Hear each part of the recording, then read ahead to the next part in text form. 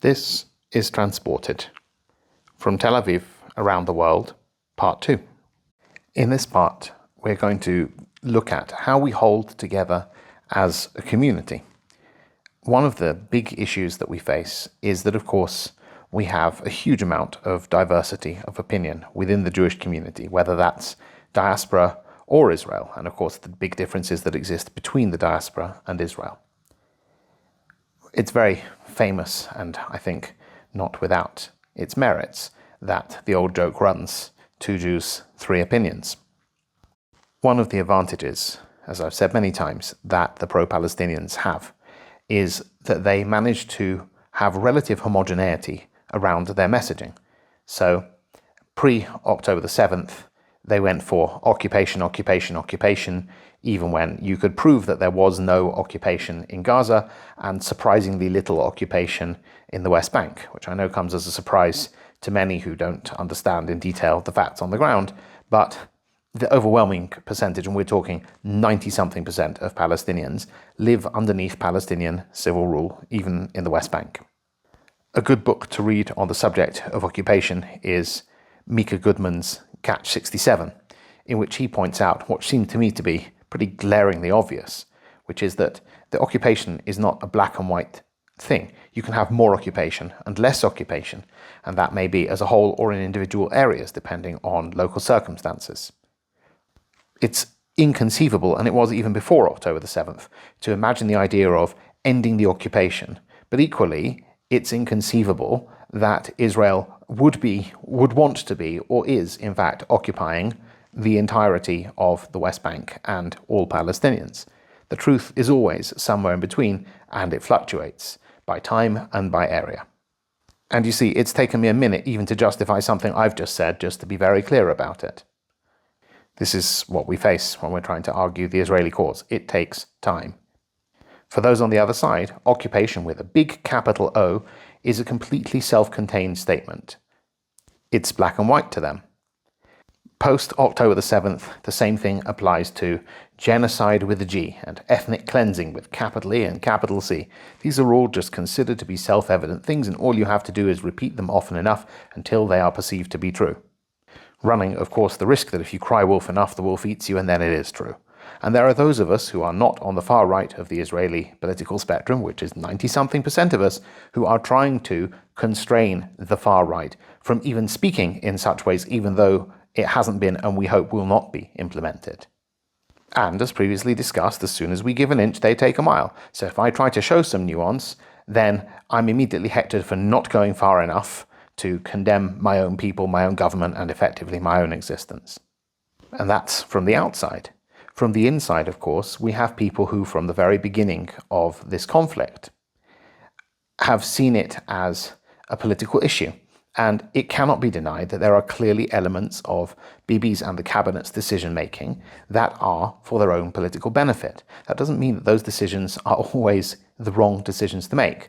I would argue that Bibi's main flaw is he tends to make the right decision after exhausting all the other options.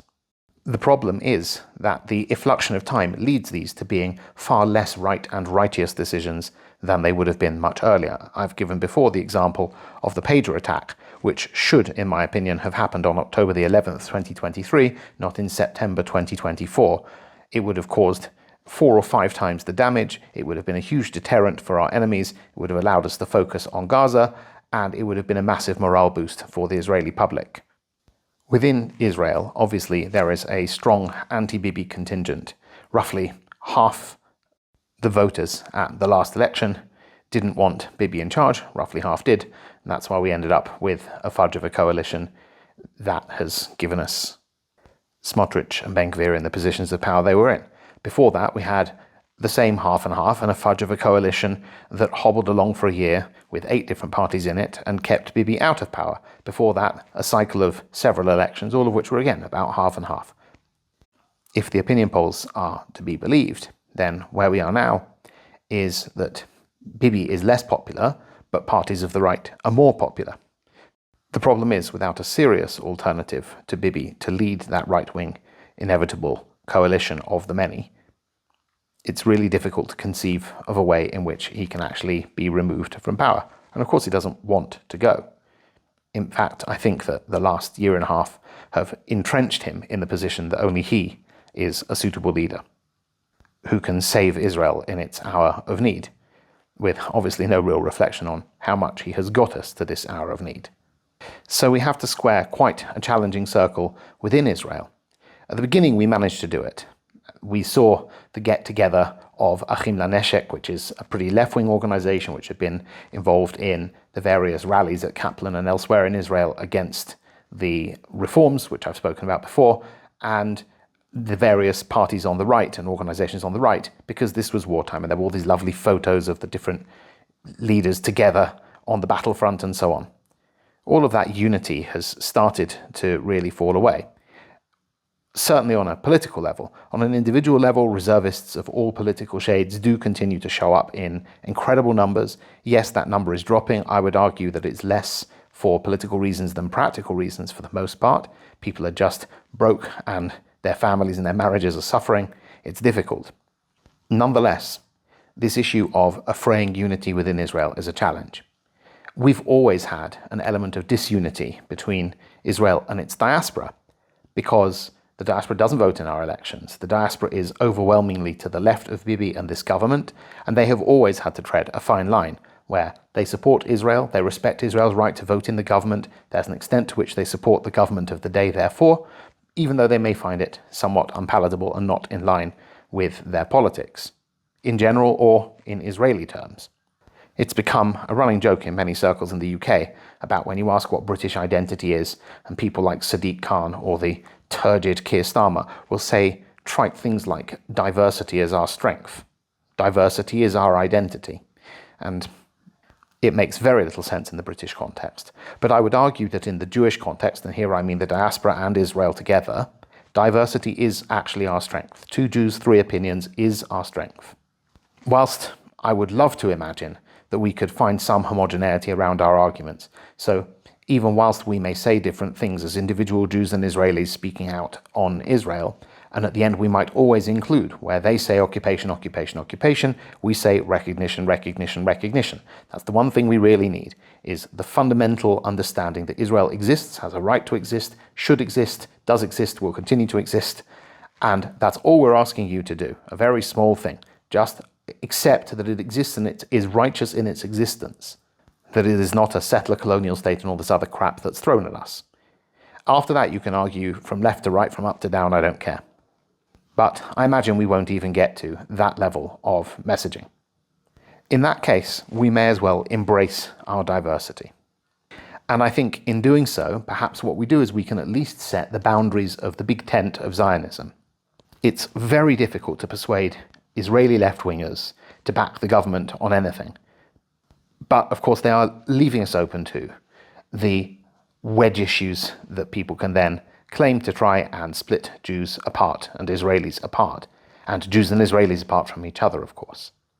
Jews abroad face a much bigger challenge, which is that they are in such a minority, a physical, literal minority, and very much a minority of opinion when it comes to Israel, that it's very easy for people to just either not put their head above the parapet or, when challenged, say whatever platitudes are needed for their own safety, personal, physical, emotional, intellectual safety, perhaps job security. Oh yeah, the poor Palestinians, it's terrible. Yeah, we don't like Bibi, whatever. Whatever is needed to get the conversation to move on from the subject and to be a good Jew. Now, of course, a lot of these people get accused of being capos. I don't particularly like the word capo.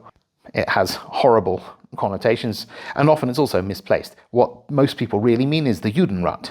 I don't want to get too much into Holocaust history here, but I think we know that capos are the people who, a capo being someone who kept themselves alive in concentration or extermination camps by supervising other prisoners, and were often extremely brutal in their own right. Usually it didn't actually help them to survive that much longer anyway.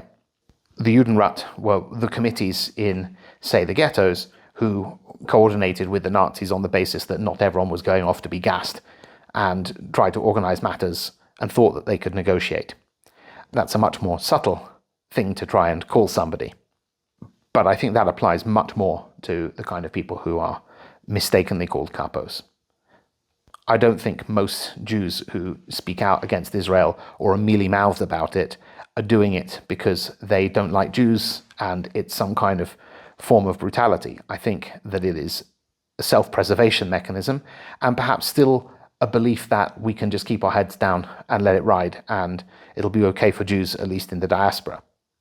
A sort of disconnection of the diaspora from Israel for the diaspora's own sake and the diaspora's own safety. I think this is extremely mistaken. Much like the Judenrat and the Kapos found out, at the end of the day, a Jew is a Jew is a Jew. And there will always be people who are willing to kill us and hurt us and exile us because a Jew is a Jew is a Jew. Being a good Jew only saves you for so long. So what I think we have to do, as diaspora Jews and as Jews in Israel who don't agree with Bibi on most things, is to find a way to be loyal opposition to the government. Find a way to say, I believe in X parts of this strategy, but I don't like these tactics. I wish they wouldn't make these operational mistakes, but overall, I think these are necessities to get us to an end point. I think that most of us should be able to agree that the end goals of the war were the right and honourable goals. Get rid of Hamas and get back the hostages. I'm going to read you a response that I made to a left-wing friend of mine. She's Israeli, American Israeli, I should say. Maybe that makes a slight difference because I think she does also understand the diaspora well, but she lives in Israel. She made the usual critiques about Bibi and the ongoing war and how it should basically all come to an end because this is all just too much and it's too difficult to see the dead Palestinian babies and we should just draw it all to a halt now, ceasefire now, the usual. I wrote this.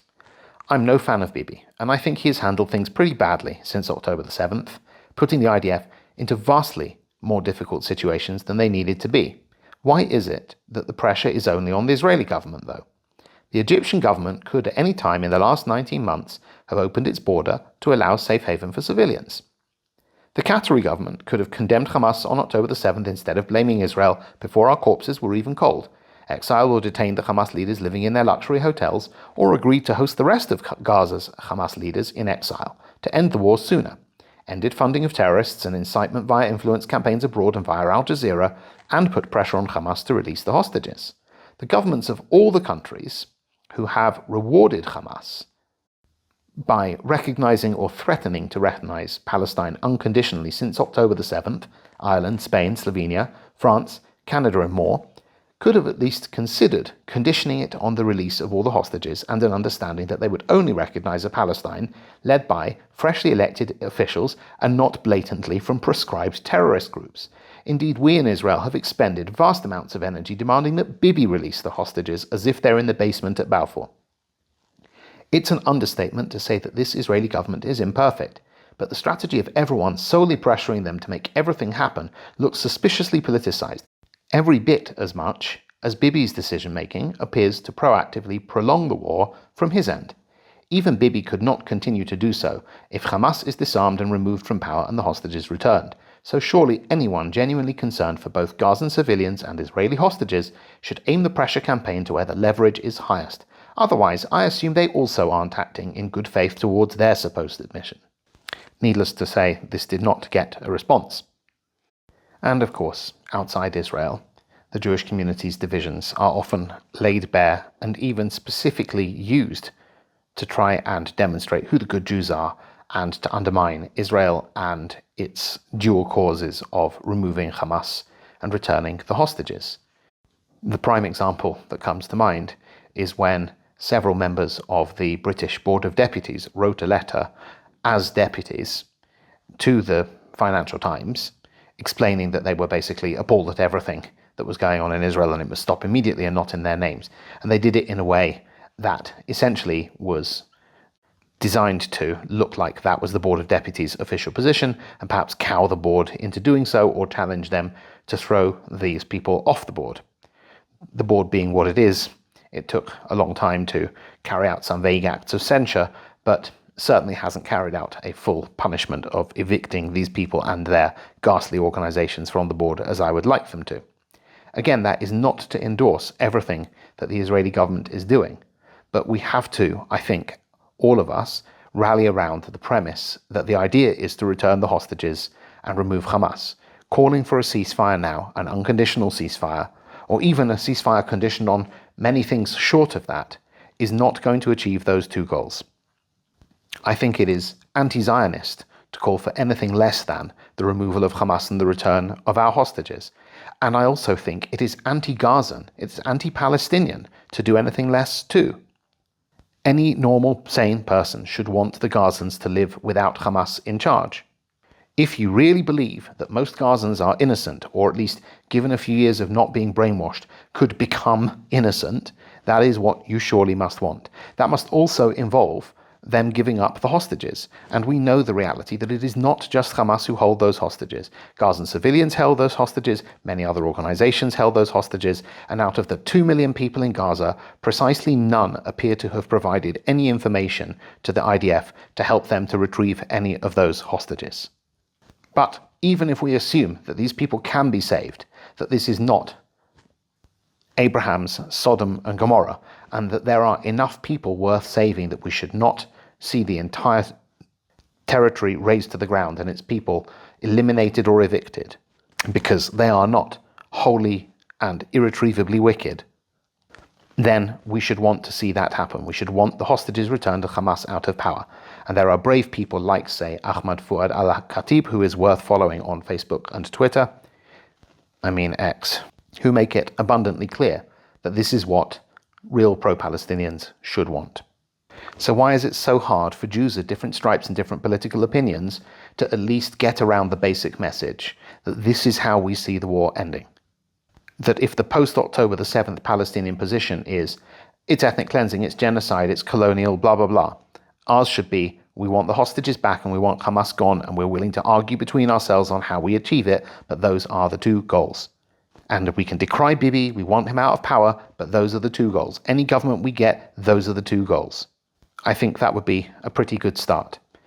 And I am concerned that we've got to a place where too many people in our community just don't feel that they have the courage anymore to keep standing up to these goons who intimidate us in every conceivable public and often private sphere. That we have to spend the entire time explaining why it's not really a genocide, and explaining who is Raphael Lemkin, and what do these terms mean, and what do real genocides look like.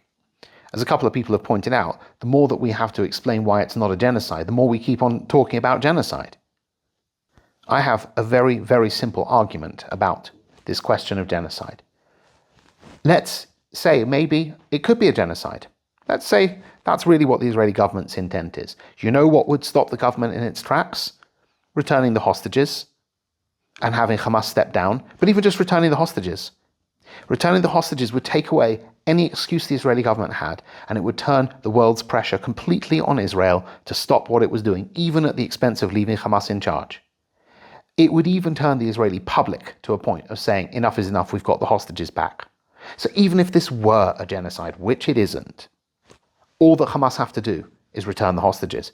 59 people, half of whom are dead. So a handful of corpses and a handful of near corpses who've undergone horrible experiences. Just give them back, and then there will definitely not be a genocide. That's how you know it's not a genocide. Because if it really were one, the world's pressure and the pressure of 2 million Palestinians would be on Hamas to just release this tiny number of people you could fit on a bus, one bus. These are the kind of arguments we need to start making internally to people who are concerned that this is a genocide, to well-meaning Jews who think that might be what's going on, to well-meaning left-wing Israelis who think that might be what's going on. This is a pretty infallible logic, and we need to start by making sure our own side understand, again, on at least a relative basis, that we are in the right. This is the relatively good side of things, and that if we want to get to the good side of the Palestinians, the road goes through returning the hostages and removing Hamas. So please don't give up on your friends and family who seem to have lost their nerve and who are unsure of which way is up anymore. Use these arguments, use other arguments that you think will work. Ask me for help. I'm very happy to spend time and record something or send you something in writing that will help if you have friends and family who just don't seem to be able to get their heads around this, or are perhaps willfully becoming blind to it because it's just easier, which I understand, I respect, I'm saddened by it, but I get it. That it's just easier to go along with the public mood. It's easier to keep your head down and not say anything. But that isn't going to help, and it isn't going to help Palestinians either. In the next part, we will talk more about the next concentric circle of this diabolical situation, about the way in which society is being shaped by these kind of menaces. This is much more to do with Douglas Murray's idea on democracies and death cults, why the way in which the West tackles the Israel issue is an issue about the way in which the West thinks of its own survival and its own identity, and why they're so very wrong, and therefore their own survival and their own identity are in danger. Join me for that. Thank you, as ever, for listening.